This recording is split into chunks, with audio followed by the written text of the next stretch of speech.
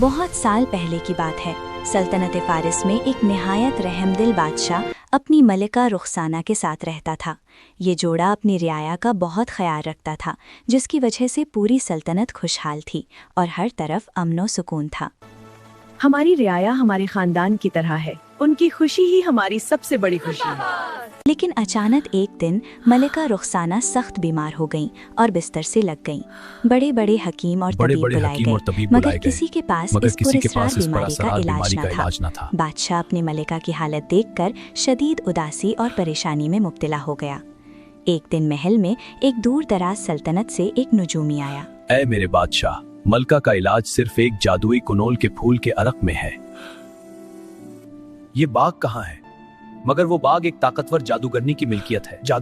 बादशाह ने अपनी मोहब्बत की खातिर हर खतरा मोल लेने का फैसला किया और अपनी फौज लेकर जंगल की तरफ रवाना हो गया।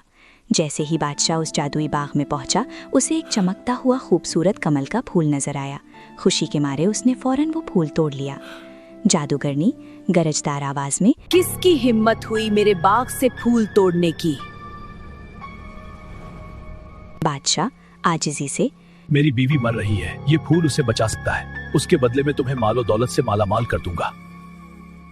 अगर तुम्हें अपनी बीवी की जिंदगी चाहिए तो वादा करो कि तुम्हारे घर जो पहली औलाद होगी वो तुम मेरे हवाले कर दोगे। बादशाह ने उस वक्त जल्दी में ये सोचकर हाँ कर दी कि अभी तो मलका ठीक हो जाए, बाकी बाद में देखा जाएगा। बादशाह फूल लेकर वापस आया और तबीब ने उसका अर्क मलिका को दिया। मलिका सेहतयाब हो गई। कुछ सालों बाद बादशाह की यहाँ एक निहायत खूबसूरत बेटी पैदा हुई, जिसका नाम मीरब रखा गया। पूरी सल्तनत में जश्न मनाया जा रहा था कि अचानक वही जादूगरनी महल में नमूदार हो गई। जादूगरनी को देखकर सब डर गए और महल में खौफ छा गया। उसने बादशाह को अपना वादा याद दिलाया। वो बादशाह के पास आई और कहा, तुमने मुझसे वादा किया था, अब अपना वादा पूरा करो। किसा वादा? मैंने तुमसे ऐसा कोई वादा नहीं किया था। तुमने मेरे बाग से फूल चराते हुए वादा किया था कि अपनी पहली औलाद मुझे दोगे, लेकिन तुमने मुझे धोखा दिया। तुम्हें ये वादा खिलाफी बहुत महंगी पड़ेगी।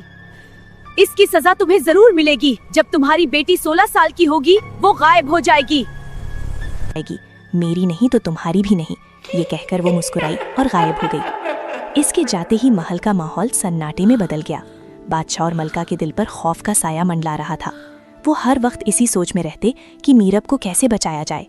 मलका ने रोते हुए कहा, क्या मेरी बेटी वाकई हमसे दूर चली जाएगी? मैं ऐसा हरगिज नहीं होने दूंगा। मैं इसे दुनिया की नजरों से छुपा दूंगा। बादशाह ने हुक्म दिया कि महल के सबसे ऊंचे और महफूज मीनार को मीरब के लिए तैयार किया जाए, ताकि 16वीं सालगिरह के दिन कोई भी जादू या साया उस तक ना पहुंच सके। 16 साल पलक झपकते गुजर गए और मीरब इसी ऊंचे मीनार में बड़ी होने लगी। वो हर गुजरते साल के साथ मजीद खूबसूरत और रहमदिल होती गई। 16वीं सालगिरह का सूरज तुलू होते ही बादशाह ने हुक्म दिया कि महल के तमाम दरवाजे और खिड़कियां बंद कर दी जाएं। महल के चारों तरफ सिपाही पहरा देने लगे और किसी भी अजनबी का दाखिला रोक दिया गया। चौकस रहो, किसी भी अजनबी को अंदर ना आने दो। हाँ, पहरा तंग कर दो। मीरब मीनार की खिड़की में उदास बैठी थी। उसे समझ नहीं आ रहा था कि उसे कैद क्यों किया गया है। वो अपनी छोटी सी सफेद बिल्ली को सीने से लगाए खामोशी से बाहर देख रही थी। अचानक उसने देखा कि मीनार की दीवार पर लगी एक पुरानी बेल से एक बहुत ही खूबसूरत सफेद परिंदा आकर लिपट गया है। उस परिंदे के परों में एक जहरीला कांटा चुभा हुआ था और वो दर्द से तड़प रहा था। अरे तुम्हें क्या हुआ? बस डरो नहीं, मैं निकालती हूँ। हाँ देखो, निकल गया। ने जैसे ही उस परिंदे के परों से वो जहरीला कांटा निकाला, एक जोरदार धमाका हुआ। पूरा कमरा सुनहरी रोशनी से भर गया और वो सफेद परिंदा गायब हो गया। सुनहरी रोशनी खत्म हुई तो उसकी जगह परियों की मलका डायना नमूदार हुई। शहजादी, मैं तुम्हें इस बद्दुआ से बचाने आई हूँ। सच्ची शुक्रिया।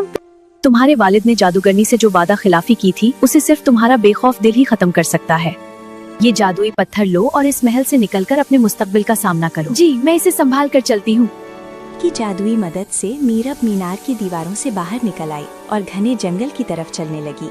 जंगल में घुप अंधेरा था, लेकिन परी का दिया हुआ जादुई पत्थर रास्ता रोशन कर रहा था।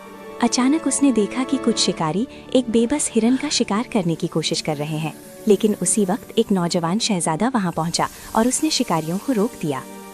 रुक जाओ, उन्हें नुकसान न पहुंचा। लेकिन शहजादा, ये हमारा शिकार है। अब नहीं, मेरी हिफाजत में। जैसे आप कहें शहजादा। मीरब हैरत से एक दरख्त के पीछे से ये सब देख रही थी।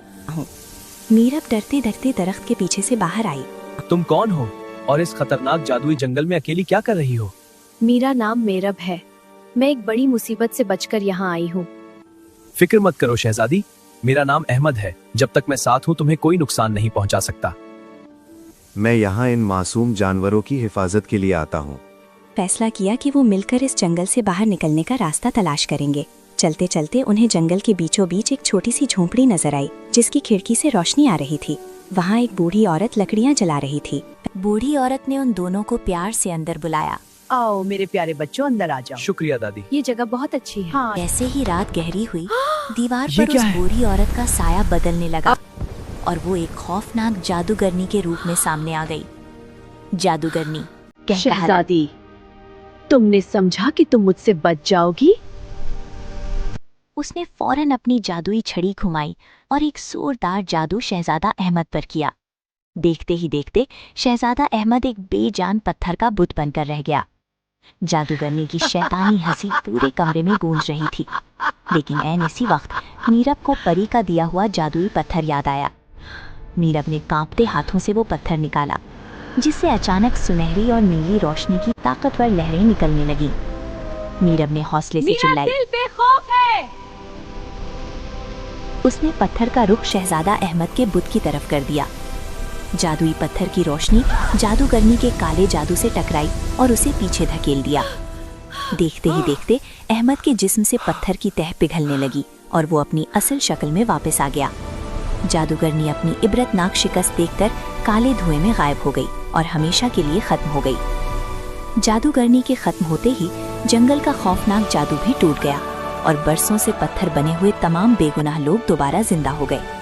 हर तरफ बहार छा गई। लोग खुशी से नाचने लगे और परिंदे चहचहाने लगे।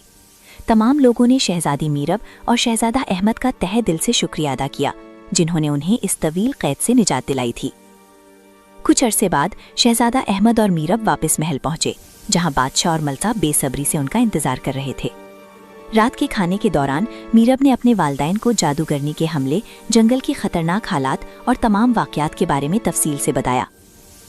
बादशाह और मलका अपनी बेटी की बहादुरी देखकर दंग रह गए। बादशाह ने सबके सामने अपनी पुरानी गलती तस्लीम की।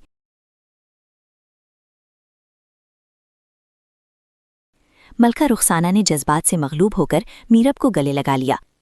वक्त गुजरता गया और जब मीरब बड़ी हुई तो उसकी शादी शहजादा अहमद से बड़े धूमधाम से हुई। पूरी सल्तनत में जश्न मनाया गया और वो सब अब एक ऐसी रियासत में खुश थे जहां जादू का डर नहीं बल्कि सच्चाई और मोहब्बत का राज था। सलाम दोस्तों, क्या आपको मजेदार कहानियाँ पसंद हैं? तो फिर देर किस बात की, जल्दी से हमारे चैनल को सब्सक्राइब करें और इस वीडियो को लाइक और कमेंट करना मत भूलिएगा।